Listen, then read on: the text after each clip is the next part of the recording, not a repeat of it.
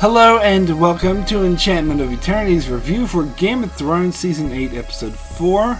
This video is a part of a series of videos where I review episodes of Game of Thrones. I have to give a spoiler warning for Game of Thrones up to Season 8, Episode 4. If you haven't seen up to this point, you will not want to watch this video, otherwise some things will be spoiled for you.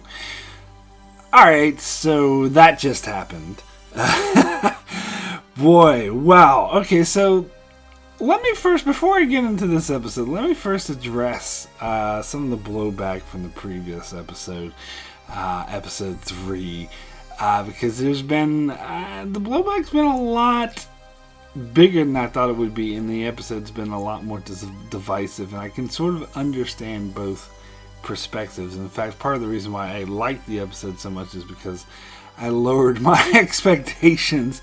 I'm no longer expecting Game of Thrones to be at the level that it was for the first 6 seasons. I now am getting used to this new, lower quality version of Game of Thrones. So if you have low expectations, it's harder to be disappointed.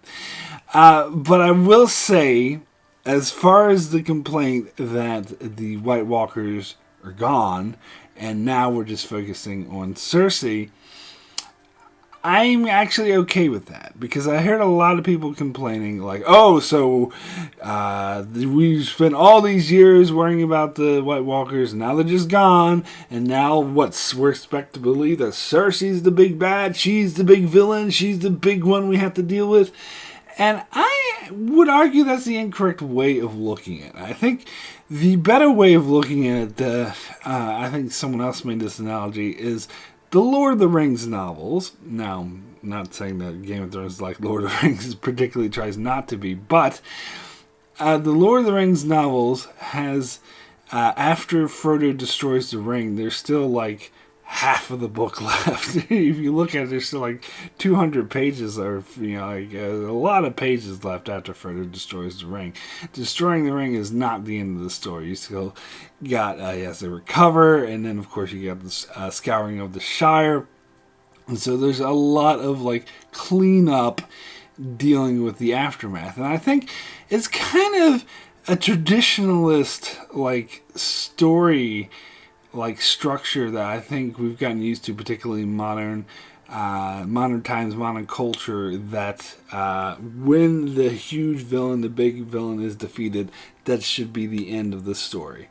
That comes at the end. So there's nothing left to tell because the villain's defeated and it's over. So, and I think it's actually I always find it more interesting when that's not the end, where we get an epilogue, where we get the cleanup, where we see, well, what happens to everyone else.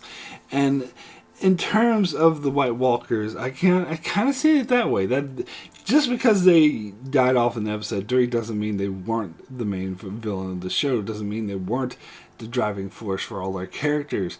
They were, but just because they're gone doesn't necessarily mean it's the end of the story. And it doesn't mean that Cersei is actually the big bad guy. It just means there's an epilogue of dealing with the aftermath of those who are left behind. And I actually kind of like that. I personally, this is just my personal taste, is I don't like it when stories end abruptly without seeing the fallback, the fallout, the aftermath, the what comes after, what happens to the characters. That's why I fucking hated the ending of Voyager, for other reasons, is that it ended abruptly as soon as the fucking ship got home, without showing us how these characters interacted, how they feel about getting home. And there's a lot of other movies that I feel that I hate when they just end abruptly and not clean it up properly. And I think it's actually a quite risky decision to have 3 whole episodes. I know some people complaining, oh, why do we need 3 whole episodes to deal with after the White Walkers? But I think I like that. In fact, as I'll get to shortly in my review of this episode, I think they should have had more than 3. Now, when I was doing the prediction videos, you watching the old, I was just watching my old prediction video of how I thought Game of Thrones would end that I made like 4 years ago, or when was it, 5 years ago? And, oh no, it was 4 years ago. And myself, like pretty much like everyone else, had tied the White Walkers into the ending. and assumed that there wouldn't be much aftermath after the White Walkers are defeated, because the big after the White Walkers are defeated would tie into everything else. In fact, I predicted this situation with Cersei and Daenerys would be taken care of before they defeat the White Walkers. But I actually don't mind doing it this other way around. Well, but it also depends, though. It depends. I haven't seen these last 2 episodes left, so it depends what they do with these last 2 episodes. If they do it in a way that kind of sucks and doesn't really justify the White Walker battle, then okay, I might come back and eat my words and be like, okay, you're right, this sucked, they should have kept the Night King to the end. But I'm willing to hear them out, because I kind of like the idea of having a scarring of the Shire. This is what I consider this part of the story, these last 3 episodes, is basically the scarring of the Shire. They're dealing with what's left after the big battle, and I don't think there's anything wrong with that. It doesn't make Cersei the big bad. The big bad's still the Night King. We just got shit to deal with after he's gone, rather than just saying roll credits, that's the end of it, when it's not the end of it. Okay. So now let me get into this episode. So this episode, I liked it. I thought it was very engaging. It was very powerful. But again, I'm not holding it up to the seasons 1 through 6 standards. If I was, yeah, it would be a bit subpar. It is better than season 7. I'll give you that much, but that's not a high bar. Because this episode did feel a bit rushed. And I mean, that's obviously going to happen because you only got 6 episodes this season. I mean, it's a given. I mean, I'm not the least tiniest bit shocked or surprised, or even tiniest bit surprised, because of course the episodes are going to be a bit rushed. As long as they're not rushed to the level of the last 3 episodes of season 7, which I don't think this one was.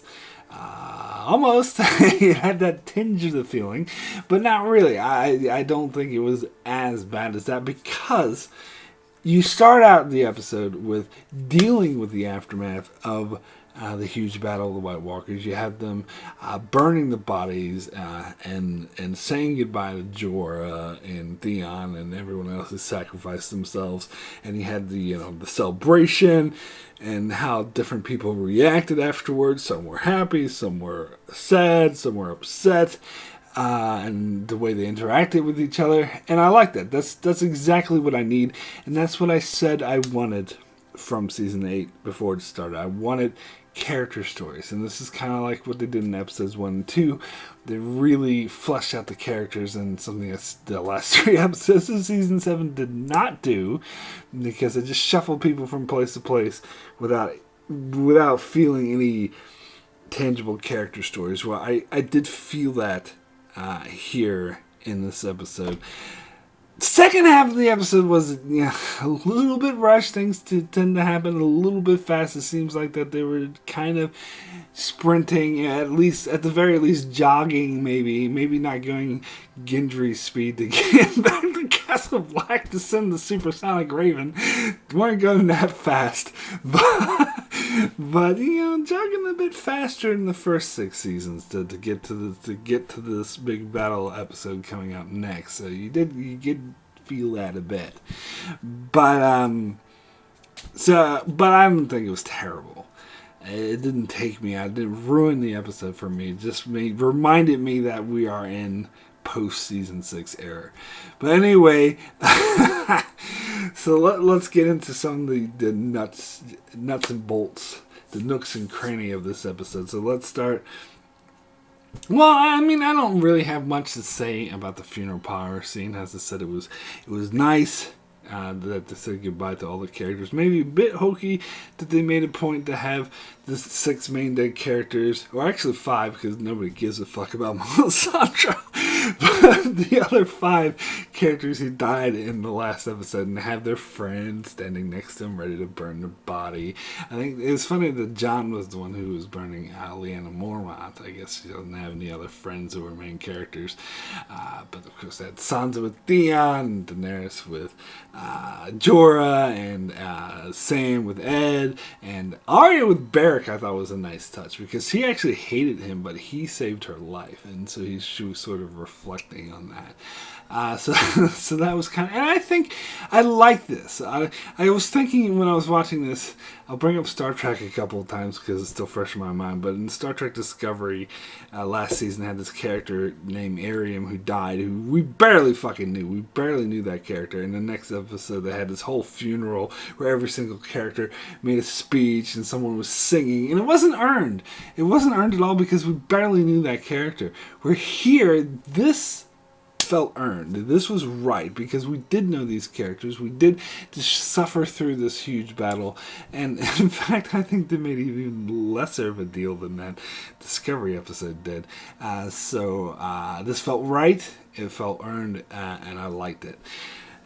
But then we get the scene with, the party afterwards, and I like this too. I thought it was great that, Gendry, Gendry talking to the Hound was great because, Gendry is like, oh, you know where Arya is? It's, oh, you're just thinking about that. It's like, no, it's not about that. It's like, it should be about that. The Hound's great. You gotta love him. And then Gendry, like, walks off, but Daenerys catches sight of him and sees him and anoints him. Gendry Baratheon, and says that he is now Lord of Storm's End, and officially unbastards him, or I guess legitimize is the proper term. He legitimizes the bastard, so he's now proper Baratheon, which, do kind of wonder if that decision could come back to bite her in the ass. I doubt it. Like, some people might be theorizing, this opens the door for Gendry to be the king because he's now an official Baratheon. I think that scenario, the only way that scenario would come to pass if Dany and Jon and Cersei all die, which I'm not ruling out. In fact, I think that would be kind of a cool ending. But anyway, so, and it's cool that, she leans over to Tyrion and is like, oh, you're not the only one that's clever, because, Tyrion pointed out that that's a way of her getting more loyal subjects, because now he's going to be grateful to her for doing that, so he's going to be loyal. He's going to go back to Storm's End and to the Stormlands, and now they're all going to be on Daenerys' side. But who is the Lord of Storm's End? It kind of annoyed me how when she asked, everyone just looked at each other like, well, I don't know. I mean, somebody's got to be the fucking Lord of Storm's End. I mean, I wish they would have said, oh, this minor dude from this house of blah, blah, blah. He's, and oh, nobody cares about them. And, like, how are the people of the Stormlands going to treat Gendry? Oh, some foreign queen just made, hey, he's your new lord now. Like, does that title actually mean anything, or is it kind of like when Joffrey made Littlefinger the Lord of Harrenhal when he never actually in his life stepped foot in that fucking castle, and then he died. So who knows who's the Lord of Harrenhal now? But anyway, yeah, I don't know how that's going to go. I thought that was a cool scene, though. And I liked how Gendry went up to Arya and they had the little kiss, and he's, like, proposed to her and said, like, I'm Lord of Storm's End now, so come be the Lady of Storm's End. And she's just like, yeah, I'm happy for you, but that's not me. And again, quoting season 1, and they brought this up in last season as well, when, because Ned Stark was like, oh, you're going to be a lady and you're going to look over the castle, and she says, that's not me. I think it was pretty obvious that was going to be her response. I think it would have been out of character if that wasn't her response, so I'm happy with it. I thought it was a good scene. And so I think this is just her saying, look, sorry, I like you, you're awesome and everything, but I'm not gonna be with you in that way. I'm gonna go off and do my own thing, which is cool. I did like that. So anyway, we got Some really golden moments in this scene, like the whole drinking game is again a callback to earlier season, the drinking game where Tyrion has, and I feel like in season 1 they never really did this game properly because Shay kind of cheated, but the drinking game where you had to guess something about someone. But speaking of cheating, Jaime was totally cheating. He knew these things about her already, and just saying that. But it seems like when Tyrion was doing it to Brienne, that he was mostly guessing. So I don't know. I like the callback. I like the sort of dynamic there. And then of course, Tyrion asked if she's a virgin, and that kind of pisses her off. She's a bit embarrassed about that, so she runs off. And Tormund's gonna go after her, but Jaime's like, "Nah, you stay here. I got this." And so Jaime goes off of it, and he gets it on with Bran, something that the shippers have been waiting for years. I don't think it's fan service. I think I liked it. I think it fits these characters. I think it makes a lot of sense. Sure, a lot of people were begging to see Jaime and Brienne hook up, but again, a lot of times when a lot of viewers are begging for a relationship like that, it's for a good reason. It's because these two characters have chemistry, and they want to see that chemistry resolved or taken to the next step. And I think it really worked, and especially worked for the episode later on, but I'll get to that later on. So anyway, but Tormund, don't worry about him. He's fine because some random chick just goes up and starts hitting on him, and he's like, "Oh yeah, you should be afraid of me." I like that though. I like that about Tormund. You gotta love Tormund. Like, he was heartbroken. He's like, Jaime stole his woman. He's like, "Oh fuck, I'm so heartbroken." But then all of a sudden, the chick goes up to him and is like, "Yeah, whatever. I'll just go with this chick. I'm all good." you gotta appreciate Tormund for that. And I think it wasn't like, because you might think it's like, oh, he's going to be thinking about Brienne the whole time, and he's just pining over her, and he's just using this other girl. Like, no, I don't think that. I think that Tormund is the kind of guy who's just like, yeah, fuck it, whatever. Let's just move on to this other girl. Whatever, it doesn't matter. And I like that about Tormund. I think that makes a lot of sense. And of course, like, another chick tried to hit on the Hound at the same time, but the Hound is like, oh, fuck off. He's kind of beyond women at this stage. And he's just all bluster. And then, of course, we get Sansa talking to the Hound. And this was a great scene. I really loved it. I really loved how, he brought up Ramsay, and she said that he met his end. I'm the one who gave him his end. She's like, how? He's like, Hounds. Like, really ironic considering who she's talking to. I love that. That was a nice touch. And of course, Sansa's saying that these things, he's like, if you went with me, none of these things would have happened. And she's like, yeah, but if none of those things happened, then I would still be a little bird. I wouldn't be who I am today. Which, I don't know, is necessarily true, because if she went off with the Hound, he would harden her up a bit too. I mean, look what he did for Arya. But anyway, good point. I think that was a good dialogue scene. Pretty powerful stuff. Now, let me start to get what kind of annoyed me about this episode is I don't really like what they're doing to my girl Daenerys. They're turning her. I was hoping they'd do something better with her, and I think, I still disagree with the people who say that she's going to be the Mad Queen or a villain. I don't think she's going to be like the Night King. I don't think she's going to be a Cersei. But yeah, I don't know. I don't see this ending well for her, and I don't see her being that much of a hero henceforth. She is going downhill, and I don't know. I guess it's not what I would have liked, but I guess it's better than her being the hero that saves the day and sits on the throne with Jon. They live happily ever after. Thankfully, I do get the strong vibe that they are not going in that direction, which is good. So I'm interested to see where they're going with this, because in this scene, it's obvious beyond belief that Daenerys is very jealous of Jon. She doesn't like the fact that Tormund and other people, like, she can tell that people just love him. They just float to him. Like, he doesn't ask for this attention. He doesn't ask to be this leader or hero, but they just make him one.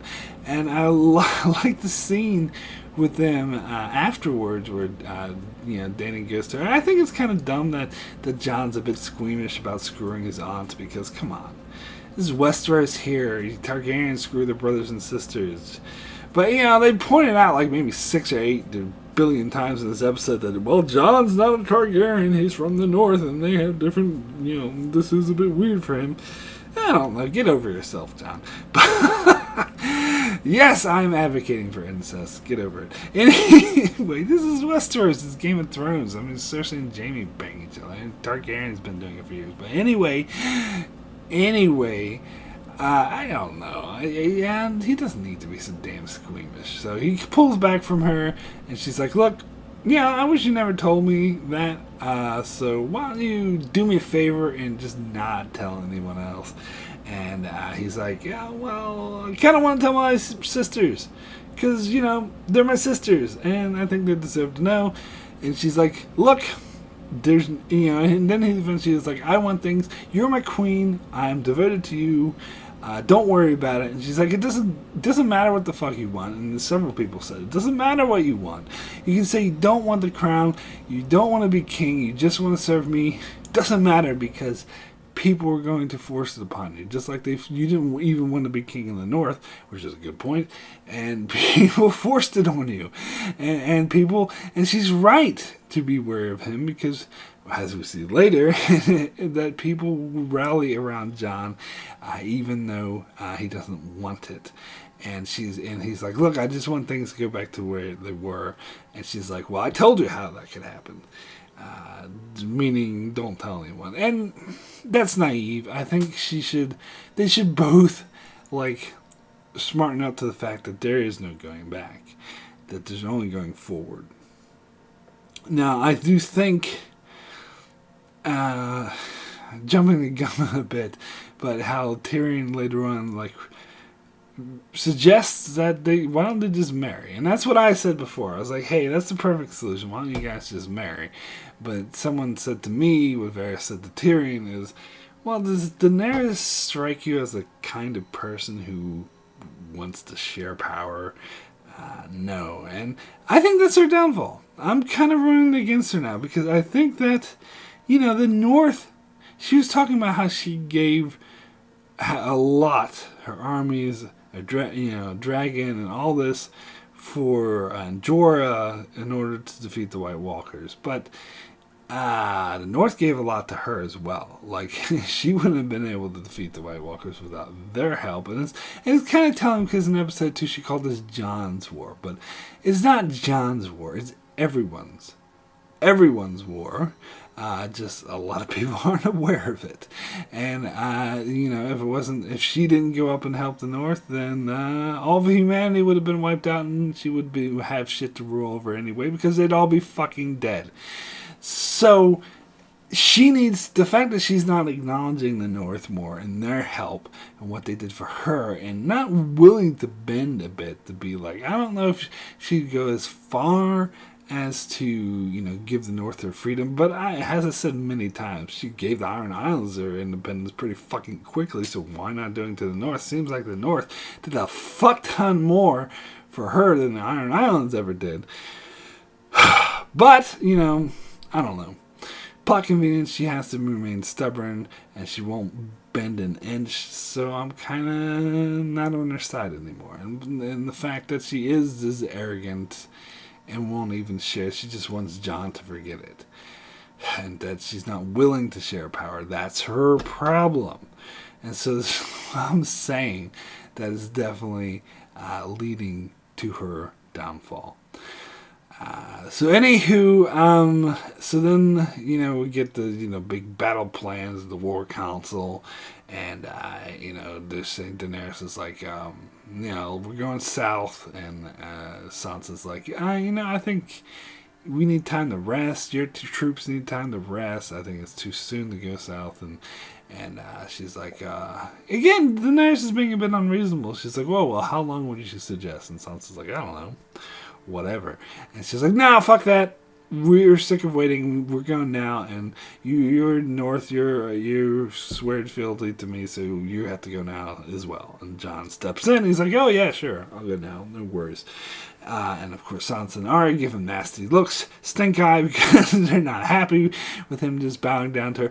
Actually, you know what? I think they're all being unreasonable, except for Jon. Jon's the only reasonable. This seems to be the way it always is. Daenerys is not bending. Sansa's not bending at all. And Arya, like, supporting Sansa. That's... Get over yourself, biatch. I'm sorry, but I well, at least I did like, because then you got the scene in the Godswood where, you know, Arya and Sansa's like, all right, family conference, come here, Jon, we gotta talk about this bullshit. And I did like how Arya was at least willing to acknowledge that they all would have been fucked without Daenerys and their dragons, because Sansa wasn't even willing to acknowledge that when Jon was bringing out, and she's like, yeah, whatever. I think she's being dumb, honestly. She should be a bit more fucking grateful. I think Daenerys should be more grateful to the North, but I think this cuts both ways. That Sansa should be fucking... They should just be more fucking grateful to each other, more willing to work. That's why I think Jon's being the only reasonable here, because he's the only one that's grateful and thinks that they should both work together. But then again, Jon's willing to give in to Daenerys 100%, which Daenerys isn't being reasonable. So maybe that's not the best way to go about it when someone's not being reasonable either. But... as I said, I like the fact that Arya is at least willing to acknowledge, okay, yeah, no, you're right. We would have been fucked without her dragons and her forces. We would have lost. We never would have won the battle. But now is the time I don't trust her, and I don't think you should either. Where, I don't know. I guess I can kind of see Arya's perspective, because Daenerys is being a bit hot-headed, jealous, and she's really jealous and creepy, just giving stink eyes to everyone, and I don't know, man. So I think Arya might actually have a point, but I don't know. I still think Arya's in the wrong. I think they're all wrong except for Jon. Good guy. Anyway, so Jon, dumbass that he is, so maybe he's not in the right after all, because he goes ahead and tells Arya and Sansa. And I was really, really, really hoping, because I knew he was going to tell them, but I was hoping that they wouldn't cut the scene and that they would actually verbally show him or Bran telling them about it. But instead they cut the scene. They're like, oh, we already know this. We already know about the Targaryens, so we don't need to actually see. No, bullshit. I want to see the expressions, because this is so good. We saw the expression on Jon's face when Sam first told him. It was so good when you saw the expression on Daenerys' face when Jon told her. So I wanted to fucking see the expression on Sansa and Arya's face when Bran told them. But no, they robbed me of that. So I'm not happy about that. But anyway, pretty interesting stuff that Sansa goes and tells Tyrion. And you know, in the inside of the episode, this should after the show with Dan and Dave, they explain, I didn't really catch this at the time, but they explain that this is kind of a scheme. This is a plot of Sansa's. Because she knows by telling, it's like the whole Chinese whispers or like rumor mill thing. She knows by telling Tyrion that's going to spread around a little bit. And it might get the ball rolling on people wanting to support Jon more than Daenerys. And it turns out she's right. It didn't have to spread very far, because it only had to get to Varys, who, because Varys had this whole thing. Now, I'm, getting ahead of myself a bit. So let's backtrack. Let's talk about the Hound and Arya. This was beautiful.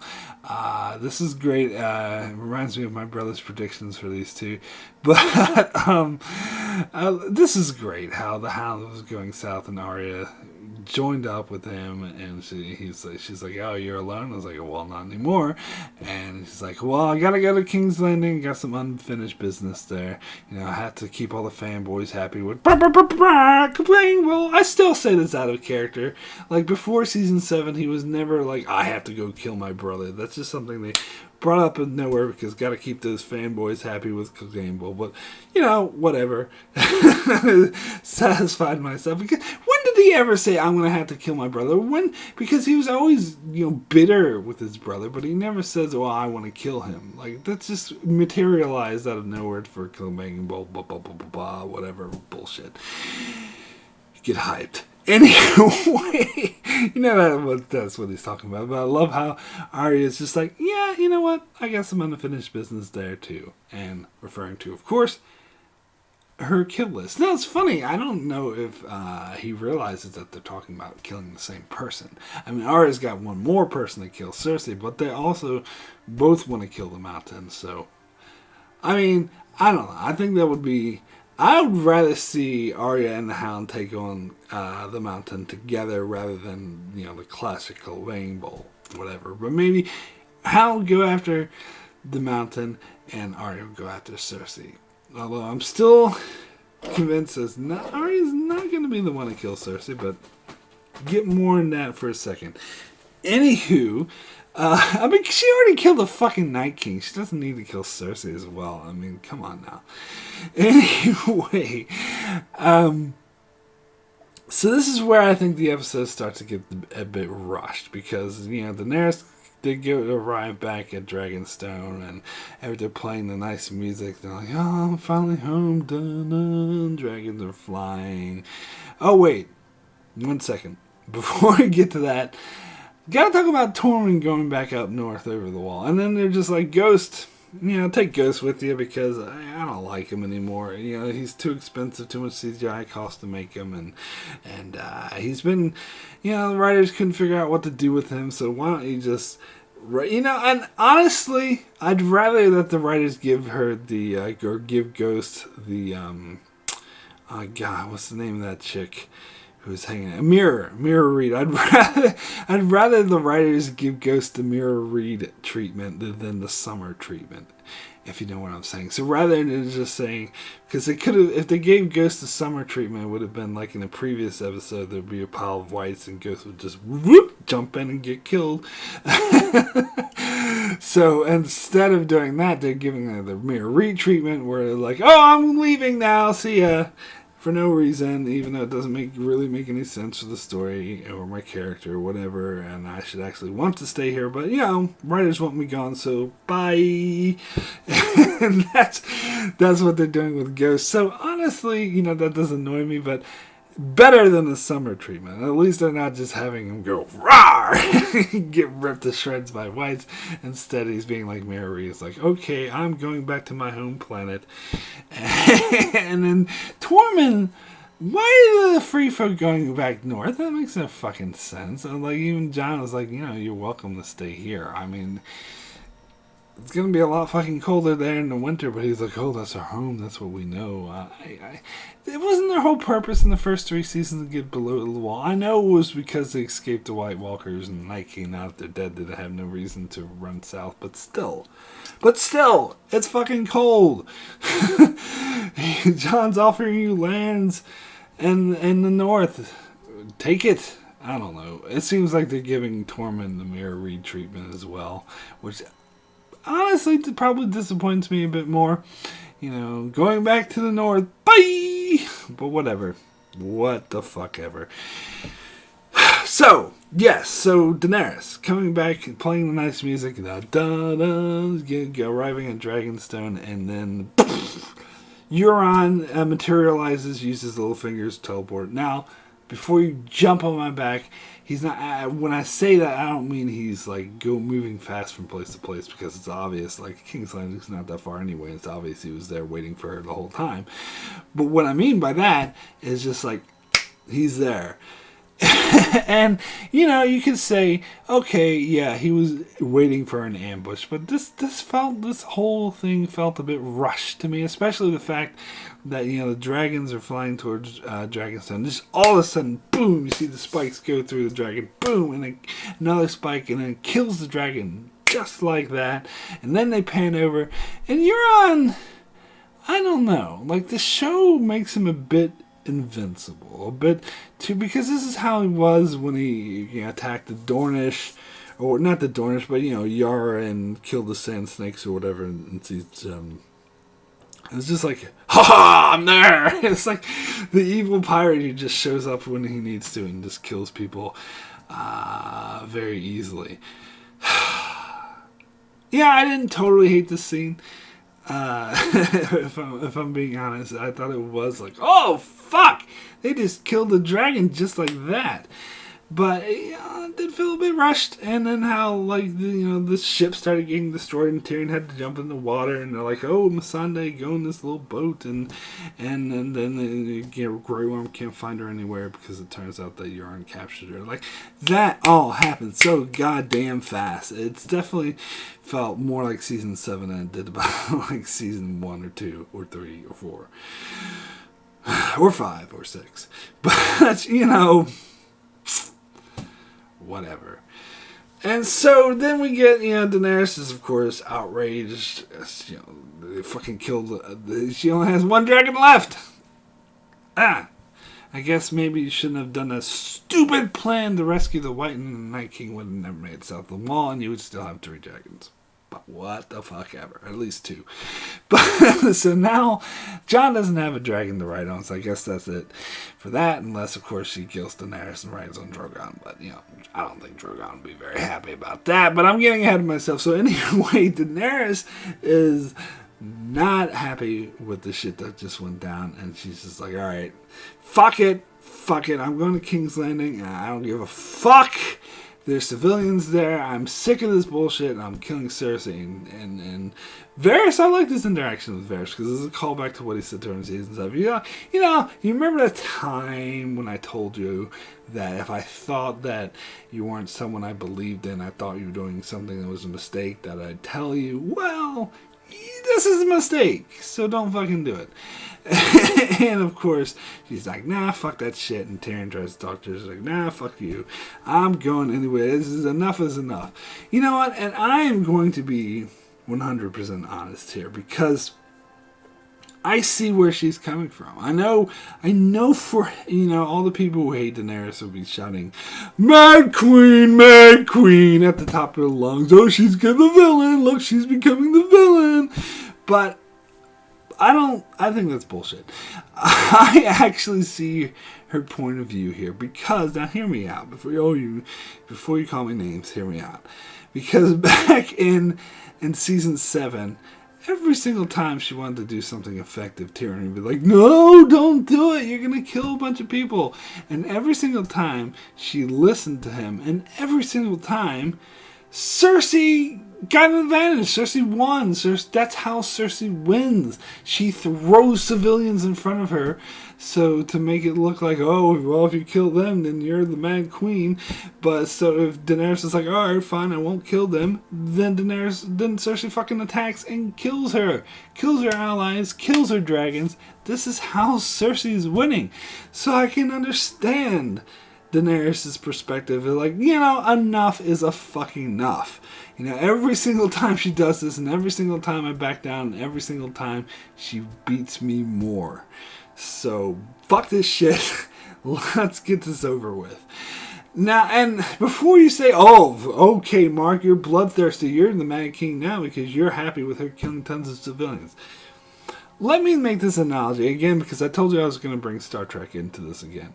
So I just watched season 7 of Star Trek Deep Space Nine again. Amazing show, amazing season. But anyway, there was this, if you don't know Deep Space Nine, you'll have no idea what I'm talking about. But anyway, there's a scene towards the end of Deep Space Nine where the Cardassians were forming this resistant groups to fight against the Dominion because they had enough of the Dominion, and Kira and Garrett came to them to advise them on how to defeat the Dominion. And when the Dominion learned that there's a Cardassian resistance group, the first thing they did was put a bunch of Cardassian soldiers at every single Dominion facility. That way, if the Cardassian resistance group attacked, they would be painted as the bad guys because they would be shown to be killing other Cardassians. And so Damar, who led the Cardassian group, was like, okay, well, we're not going to attack that installation because they have Cardassian troops there. And Kira and Garrick very rightfully, it seems like Kira and Garrick should be Daenerys' advisors, not Tyrion and Varys. They seem to be doing a better job. Anyway, so Kira and Garrick are like, if you do that, then you're just letting the Dominion win, because they're actually going to put Cardassian soldiers at every single fucking facility that's vital, and they will control you, and there's no way you can win.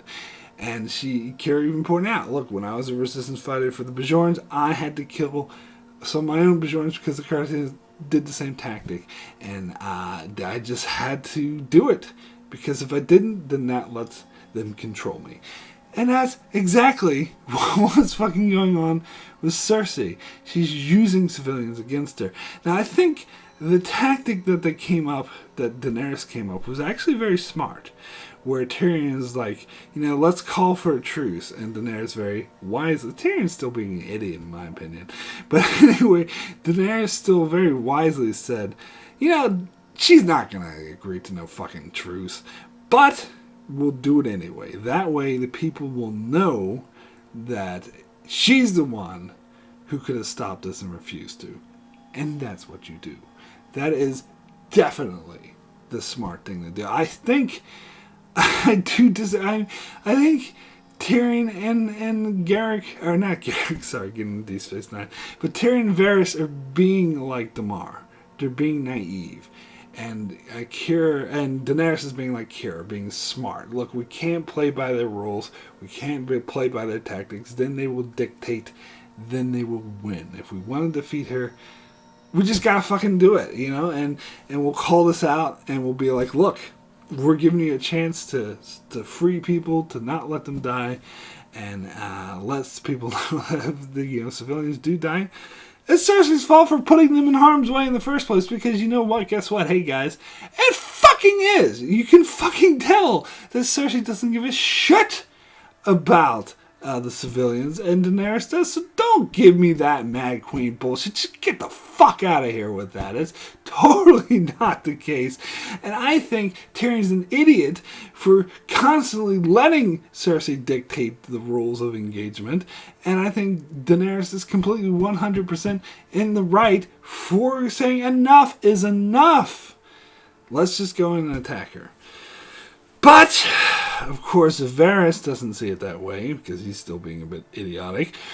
And he is now thinking about doing some shady shit.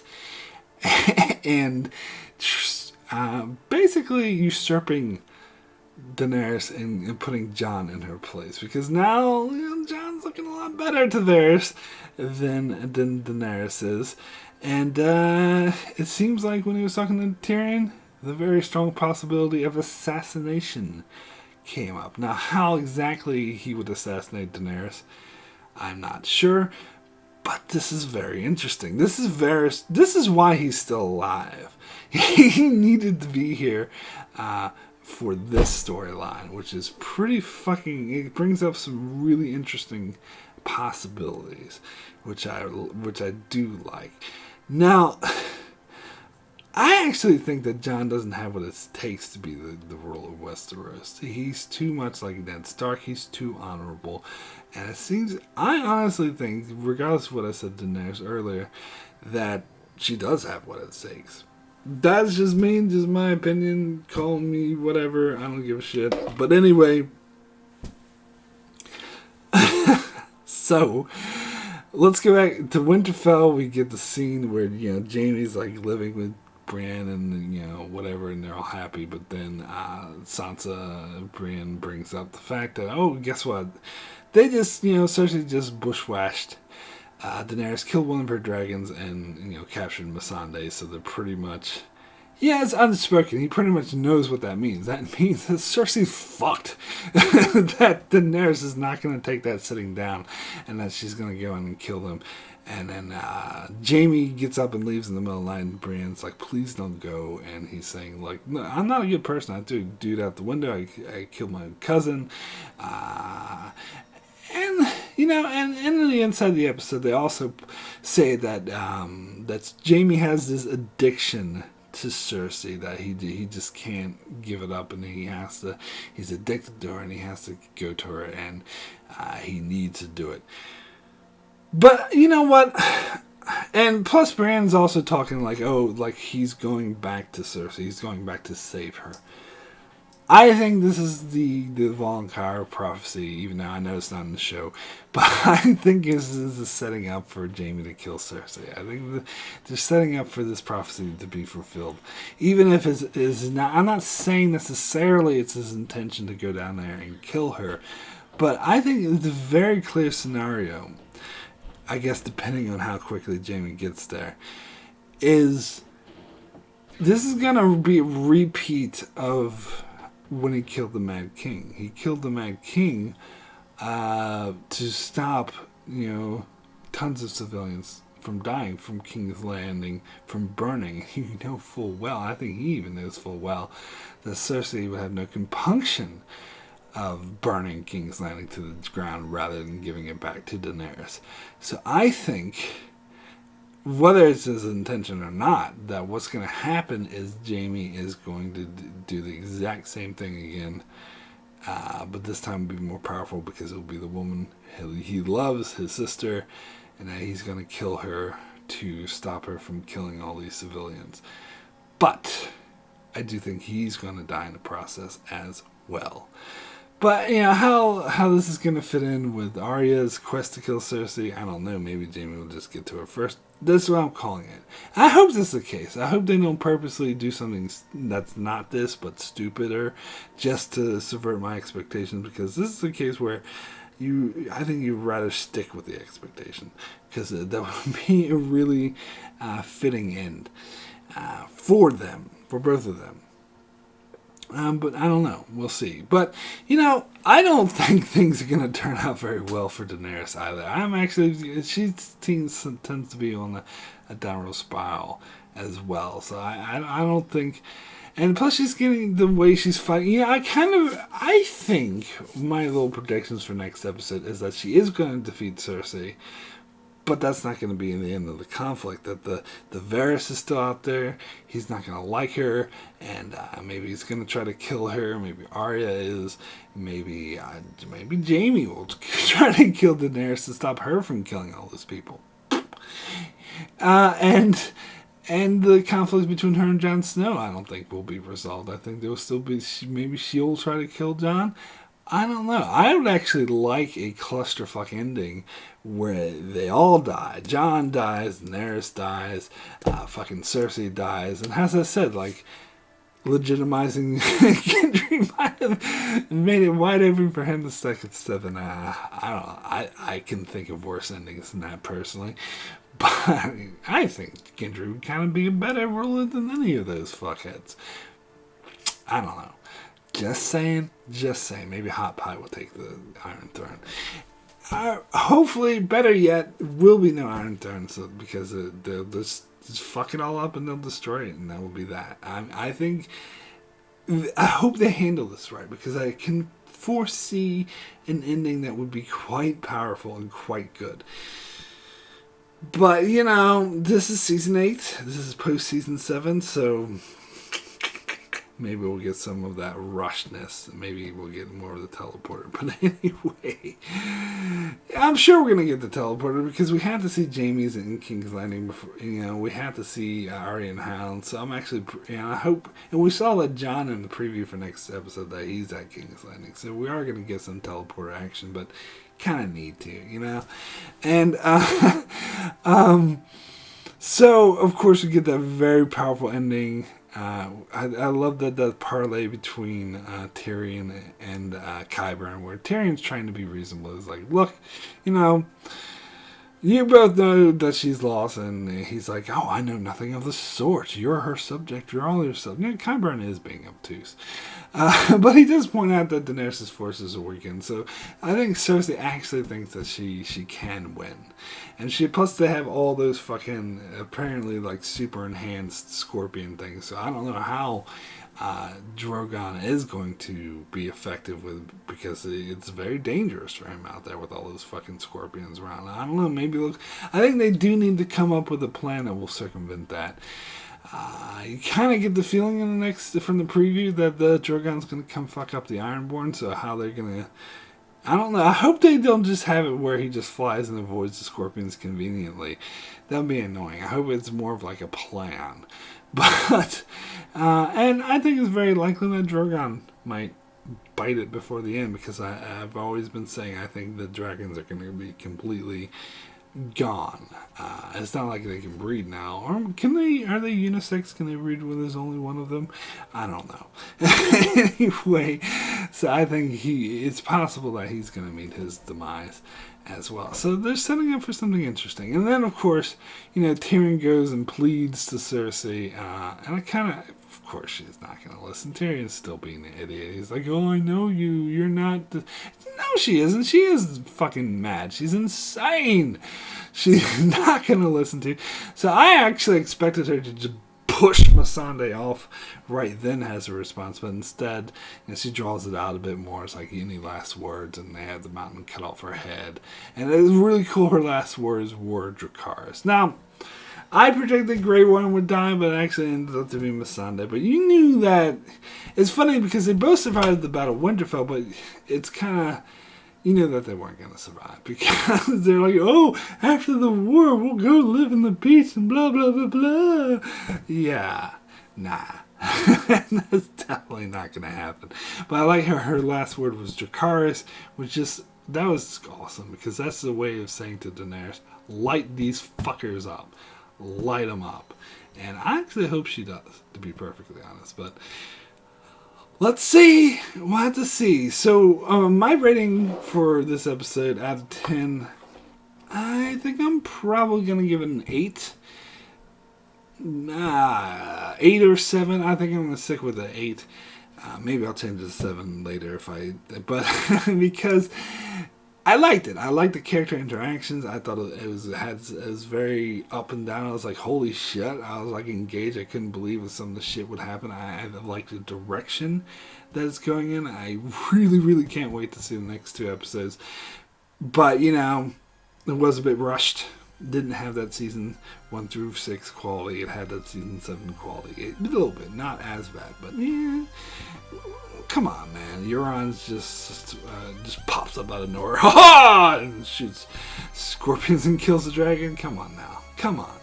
But still good episode. Lots of good character development interactions. I love what they're doing.